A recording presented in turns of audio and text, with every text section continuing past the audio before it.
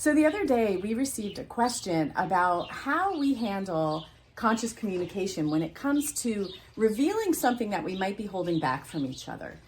And so we thought it would be fun to play out one of our we had something happen recently, yesterday, that we thought it'd be cool to share.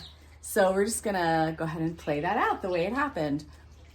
So, hey honey, I'm noticing that you seem a little bit bitey this morning. Bitey.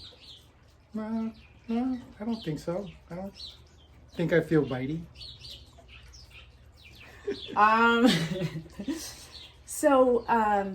Well, I would love for you to check in with your body on that one. Yeah, I would really love for, if you're willing, to check in with your body on that.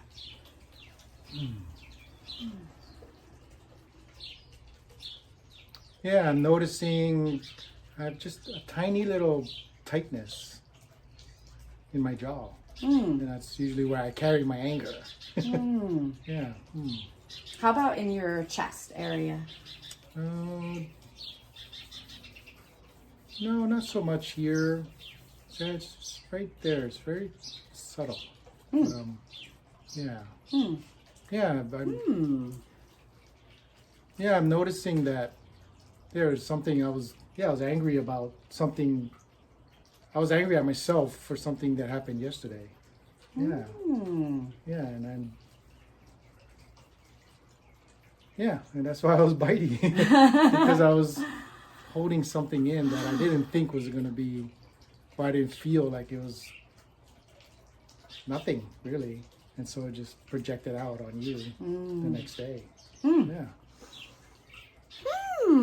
So that's an example of what can happen when we're on the same team. And I noticed for me that it was such a relief to find out that it wasn't about me. Like, I hadn't been doing anything. It was like, because I was thinking, basically what happened was Dean was sort of criticizing me for little things or kind of just being a little bit picky about certain things while we were preparing breakfast. And I was like, who is this guy? This is not the Dean that I know. And so that was my clue. And what happened for me is at first I go inside and I get a little bit afraid, like, ooh, am I doing something wrong? Oh, I'm being too much. Like there's a little self-criticism that starts. And then as I presence myself, I realize, wait a second, no, this isn't me. Something's going on. And that's when I go ahead and turn towards Dean and ask him something like that.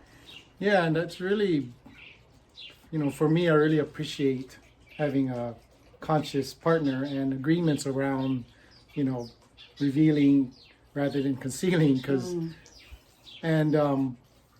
it feels really, really juicy to know that I have someone that's supporting me and has my back and able to just say something truthful to me, and then appreciating myself for taking that pause and going, and just taking the toss and pausing and checking in.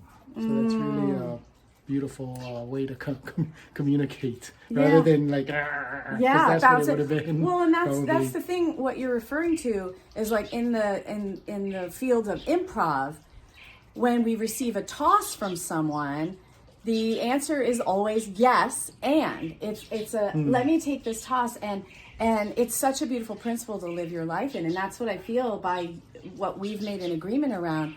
And what felt so good, I felt so happy yesterday when Dean took the toss. I felt like, because I'm a little scared when I go to reveal that I might get a little bite back or something.